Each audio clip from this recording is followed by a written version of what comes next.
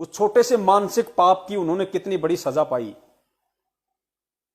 और फिर अज्ञानता के चलते धीरे से उनमें से एक कबीर साहब के कान के पास आया और धीरे से बोला कि गुरुजी, आपने यहां नहीं बैठना चाहिए, ये नीच का घर है, बाहर हमारी थू-थू हो रही है, लोग भला बुरा कह रहे हैं, गुरुजी आपने यहां नहीं बैठना चाहिए।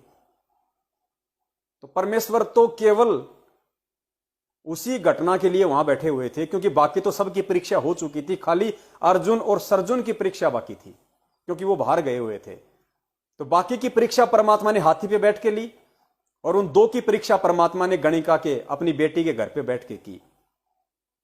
यानी इससे यह भी साबित होता है कि वर्तमान में हर भगत की परीक्षा का रूप भिन्न भिन्न होता है, भिन्न भिन्न हो सकता है।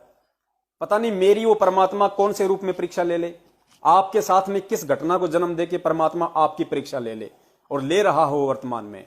तो यह नहीं देखना चाहिए कि परीक्षा का केवल एक ही रूप है, पता नहीं किस रूप में आपकी परमात्मा परीक्षा ले ले। ये वैक्सीन का जो टीका लगवाया जा रहा है डर से, यह भी परीक्षा है। ये उन आत्माओं की परीक्षा ली जाएगी जो आत्माएं कमजोर हैं।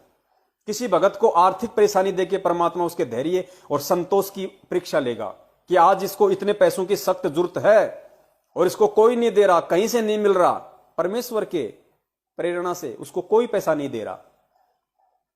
ऐसी परिस्थिति में पैसों की प्राप्ति के लिए क्या तरीका अपनाता है? चोरी करेगा, किसी से झूठ बोल के लेगा, किसी को धोखा दे के लेगा, किसी को दान के नाम पे ठगेगा। वो सारी उसकी परीक्षा, वो देखना चाहता है परमात्मा कि ये कौन सा रास्ता अपनाता है, नैतिक या अनैतिक, वो उसकी परीक्षा। किसी के पुत्र की मृत्यु हो जाती है, किसी की पत्नी की मृत्यु हो जाती है, कोई भयंकर तरीके से बीमार हो जाता है, वो घटनाएं उस भगत की परीक्षाएं हैं। तो अर्जुन सर्जुन की परीक्षा का परमेश्वर ने वो माध्यम चुना था। और फिर उन्होंने कहा कि परमात्मा आपको यहां नहीं बैठना चाहिए, ये नीच का घर है। तो परमेश्वर कबीर साहिब जी ने कहा, अरे भाई अर्जुन सर्जुन रे नालायको, इतने वर्षों से मैं तुम्हारे को जो मेरे पास था मैंने दिया, ज्ञान समझाया, और फिर तुमने क्या शिक्षा मेरी ग्रहण की? तुम मुझे कह रहे हो कि ये नीच का घर है और तुम मुझे यहां ना बैठने की सलाह दे रहे हो। तो परमेश्वर ने गरीबदास जी महाराज जी के रूप में जो सदग्रंथ साहिब की रचना की और उन सारी घटनाओं का विस्तार से वर्णन किया, तो कुछ वाणियां परमेश्वर ने हमें बताई। अर्जुन सर्जुन ने कहा कि अर्जुन सर्जुन जब परमेश्वर के पास में गए तो वाणियों के माध्यम से गरीबदास जी महाराज जी ने समझाया।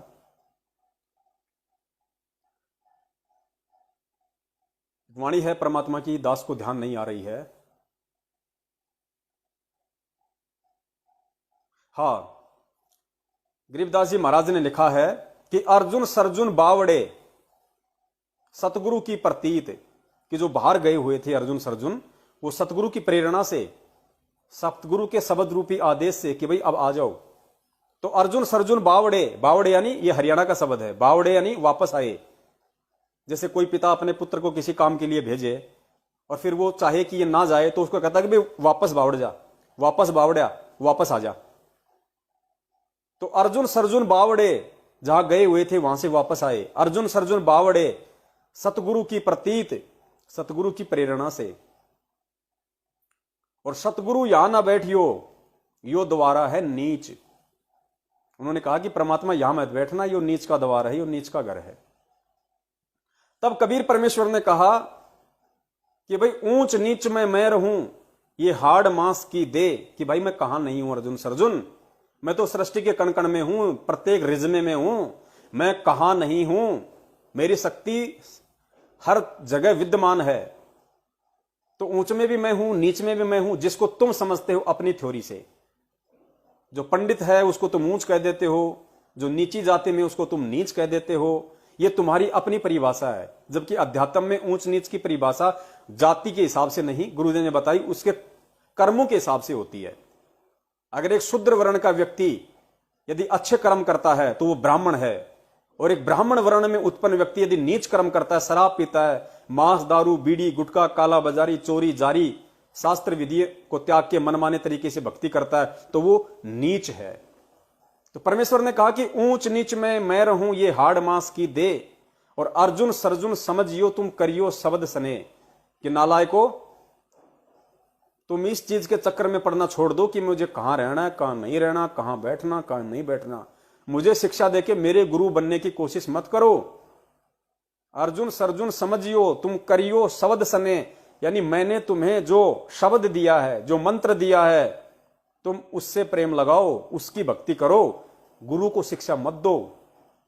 और कहा कि भाई आज के बाद तो तुम मेरे गुरु बन गए, तुमने मुझे शिक्षा दे दी कि गुरुजी आपने यहां नहीं बैठना चाहिए। तो पुण्यात्माओं, ये कितना बड़ा संकेत इस छोटी सी घटना में है। और गुरुदेव ने बार बार समझाया कि हमने संतों की करनी को नहीं देखना, हमने संतों की कथनी के ऊपर चलना है।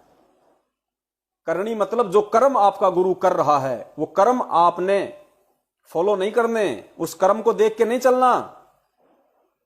आपने सतगुरु की जो कथनी है, जो कथन है, जो वचन है, जो सत्संग है, उन सत्संगों में आपके गुरु ने आपको जो निर्देशित किया है, उस तरीके से आपको चलना है, आपने फॉलो करना है।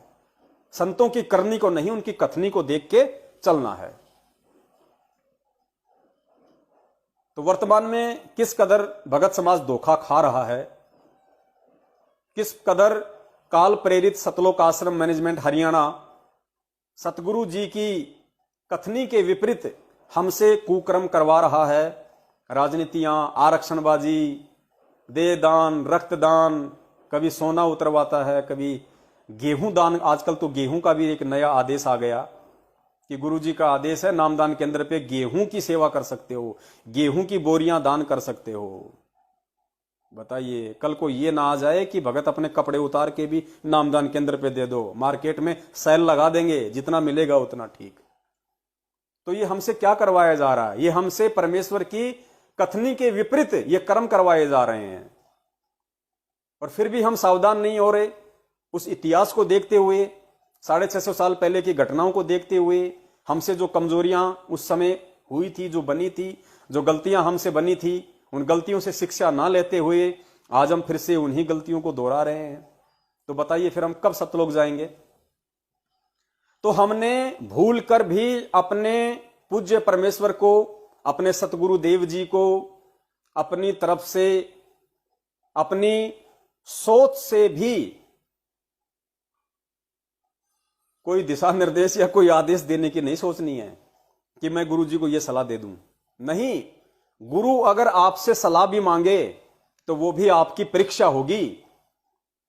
आप यही कहिए कि हे अंतर्यामी, हे जाने जान, हे परमात्मा, मुझ दो कोड़ी के जीव मालिक, मैं तो पत्थर समान हूं परमेश्वर, मैं तो आपकी आज्ञा के बिना, आपके आशीर्वाद के बिना परमात्मा मैं तो बोल भी नहीं सकता अपनी तरफ से। और मुझ बुद्धिहीन को, मुझ जड़मती को परमेश्वर इतनी अकल कहां जो मैं आप जैसे महापुरुष को परमेश्वर सलाह दे सकूं।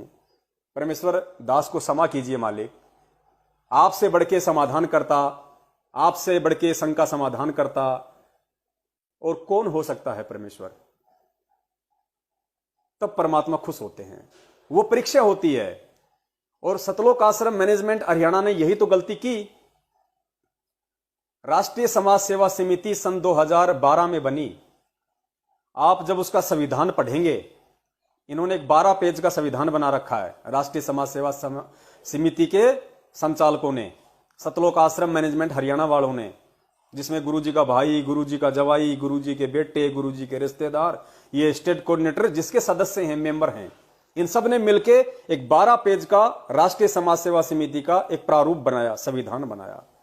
उस प्रारूप के नियम नंबर 12 को जब आप ध्यान से पढ़ेंगे, नियम नंबर 12 जब आप उसको ध्यान से पढ़ेंगे तो उसमें लिखा हुआ है, क्या लिखा हुआ है राष्ट्रीय समाज सेवा समिति के इन महापुरुषों के द्वारा, कि राष्ट्रीय समाज सेवा समिति संत रामपाल जी महाराज जी से किसी भी कार्य में कोई दिशा निर्देश नहीं लेगी।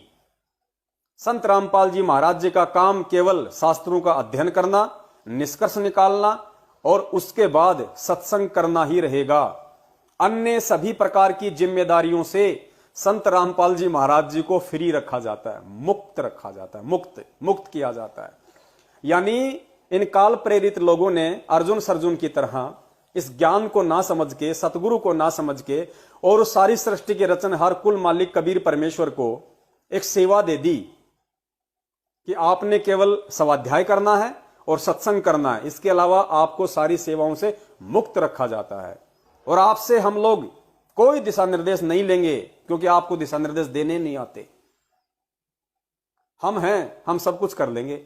और इन्होंने मनमाने तरीके से उस पॉइंट नंबर 12 के आधार पे जो सतगुरु के ज्ञान के विपरीत जो करनी की, उसका परिणाम फिर बरवाला कांड आप सब ने देखा कि सतगुरु से दिशा निर्देश ना लेने का क्या परिणाम होता है। सतगुरु को अपने जैसा मानुष समझ के सेवाएं बांटना, उसका कितना बड़ा परिणाम होता है कि गुरु जी का काम केवल सत्संग करना और शास्त्रों को पढ़ना, बाकी उनको फ्री किया जाता है। गुरु को फ्री कर दिया, गुरु आपसे फ्री हो गया, आपसे गुरु फ्री हो गया, आपको काल ने पकड़ लिया और काल ने फिर बरवाला कांड करवा दिया। तो पुण्यात्माओं, आज हमने वो गलतियां नहीं करनी। आज काल हमारे को इसी तरीके से ठगेगा। इसलिए यदि आज हमने बचना है तो सिर्फ एक बचाव का माध्यम परमेश्वर का वचन है, गुरुदेव का वचन है। और गुरुदेव के वचन उनके सत्संगों में हैं, गुरुदेव के आदेश उनके सत्संगों में हैं, गुरुदेव के आदेश इस नित्य नियम पुस्तिका में हैं, जिनका आगे चल के हम विस्तार से जिक्र करेंगे, वर्णन करेंगे, समझने का प्रयास करेंगे। और इन वचनों से दूर हटने के कारण, इन वचनों को ना समझ पाने के कारण ही आज दास ये कह सकता है कि 70% भगत समाज सतलोक आश्रम मैनेजमेंट हरियाणा के चक्कर में आके काल भगवान की फर्द में है। वो भले ही अपने आप को भगत कहते हैं, भले ही 3 समय की आरती करते हैं, मंत्र भी करते हैं, इशार की तारीखों पे भी जाते थे, हो सकता है आगे भी जाने लग जाएंगे, इनके आश्रमों में भी जाते हैं, दान धर्म ज्योति पाठ भी करते हैं, लेकिन असल में वो काल भगवान की फर्द में हैं।